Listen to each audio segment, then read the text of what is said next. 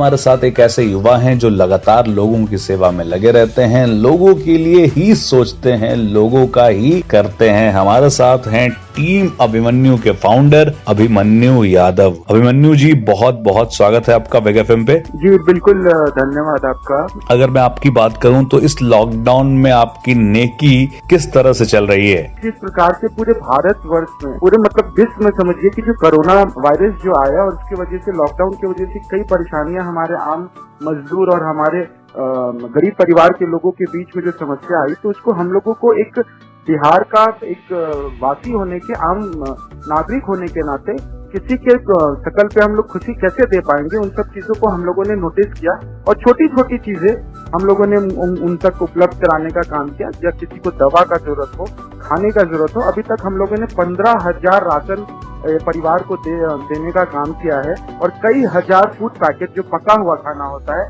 वो लोगों तक पहुंचाने का काम किया है। और कई मजदूर भाई जो फंसे हुए हैं बाहर, उनको कानूनन रूप से जो पासेस बनते हैं एक स्टेट में आने के लिए, उसका भी हम लोगों ने प्रावधान कराने का काम किया है। इसलिए जब 22 तारीख को जब लॉकडाउन हुआ था पिछले 2 महीने पहले, तब से अभी तक कंटिन्यू हम लोग लगे हुए हैं।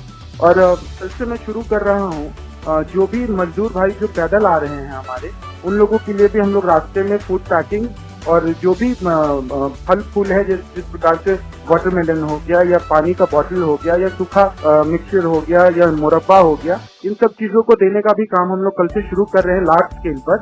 जितने भी हाईवेज हैं वहाँ पे हमारी टीम के लोग सक्रिय होकर उन सब जगहों पर वैसे लोगों को, और जिनके पास जो हम लोग सोशल मीडिया के माध्यम से देख रहे हैं कि किन्हीं के चप्पल टूट जा रहे हैं, उनके लिए चप्पल भी उपलब्ध कराने का हम लोग काम कर रहे हैं। क्या बात है। तो ये तो हुई टीम अभिमन्यु की नेकी। आगे पूछेंगे इनसे वो बात जो इनके दिल को छू गई। तो अभिमन्यु जी, आप तो बहुत सारे लोगों की मदद करते हैं, उनमें से किसी का कोई ऐसा रिएक्शन या कोई ऐसी बात जो आपके दिल को छू गई हो?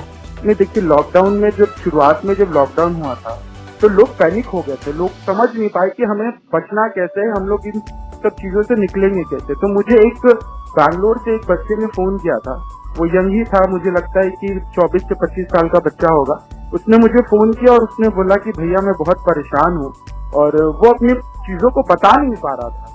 लेकिन मैं उन चीजों को जब जानना चाहा तो वो उसने बताया कि भैया मैं एक वेटर का काम करता हूँ और मेरे पास खाने के लिए 1 रुपए भी नहीं है। तो मैं उस दिन से जो अपने स्टेट से बाहर जो हमारे बिहार के वासी जो फंसे हुए हैं, उन लोगों ने कंटिन्यूसली मुझे लगता है कि 1 महीने तक कंटिन्यूसली हर पर डे मुझे 500 से 1000 फोन आने लगे।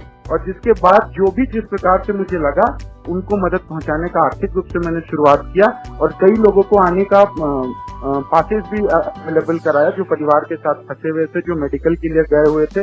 तो इन सब चीजों को मैं कभी सोच नहीं सकता था। तो ये तो हुई दिल छूने वाली बात। आगे जानेंगे कि अभिमन्यु जी के साथ नेकी कैसे हुई। यादव, अभिमन्यु जी, मैं आपसे जानना चाहता हूँ कि कोई कैसा इंसिडेंट जब किसी और ने आपके लिए नेकी की हो?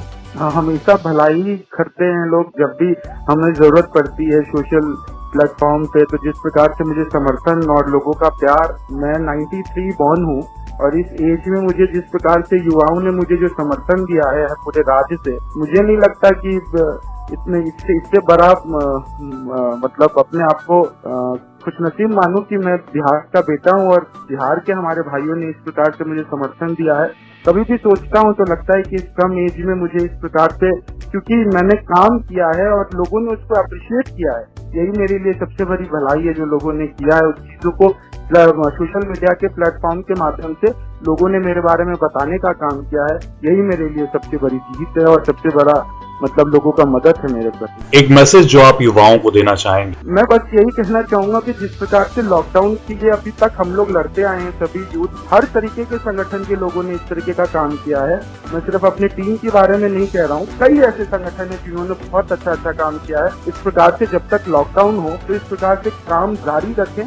मान लीजिए जिस स्पीड से हम लोग 100 की स्पीड से चल रहे थे, नहीं लगता कि हम लोग 100 की स्पीड से चल पाएंगे, लेकिन 80 और 70 तक तो हमेशा स्पीड को रखे ताकि आने वाले दिनों में जो समस्या लोगों के बीच में आ रहा है वो निदान हो सके। इसलिए कहते हैं भला कीजिए भला होगा।